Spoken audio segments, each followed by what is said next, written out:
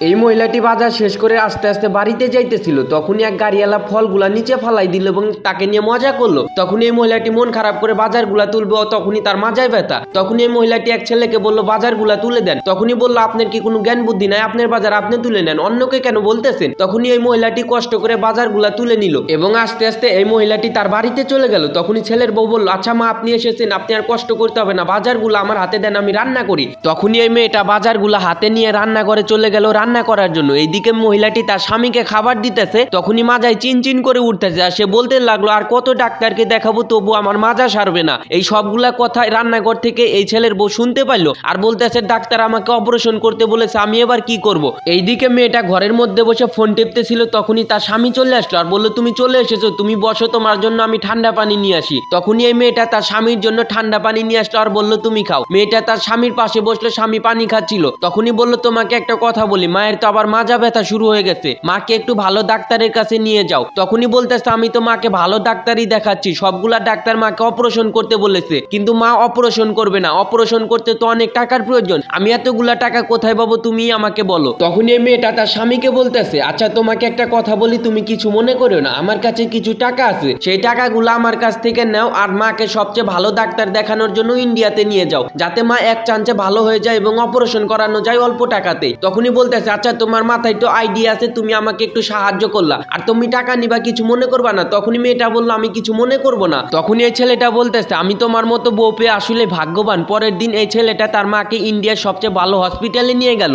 তারপরে এই মহিলাটিকে ধরাধরি করে হসপিটালের মধ্যে নিল এবং সেইখানে ভর্তি করলো আর বললো আপনি ওই জায়গায় যায় ডাক্তারকে দেখান। তখনই এই ছেলেটা প্রেসক্রিপশনটা নিয়ে তার মায়ের কাছে গেল আর তার মাকে ধরাধরি করে ডাক্তারের চেম্বারে গেল। তারপরে ডাক্তারকে সবগুলা জিনিস খুলে বলল। ডাক্তার তাকে স্যাম্পল ভাবে বুঝাইতেছে আপনার মায়ের এই সমস্যাটা হয়েছে, তাকে অপারেশন করতে হবে। তখনই তাকে অপারেশন থিয়েটারে নিয়ে গেল এবং মহিলাটাকে ভালোভাবে অপারেশন করে সুস্থ করলো। তারপরে তার ছেলের কাছে নিয়ে আসলো আর বললো এবার আপনার মা সুস্থ হয়েছে। তখনই বললো মা তুমি সুস্থ হয়েছে? বললো হ্যাঁ আমি সুস্থ হয়েছি। সত্যি বলতে আমাদের সমাজে এমন কিছু ভালো মেয়ে আছে যারা নিজের শাশুড়িকে নিজের মা বলে মনে করে। আপনি যদি মেয়েটার ব্যাপারে খুশি হয়ে থাকেন তাহলে শেয়ার করে দিবেন।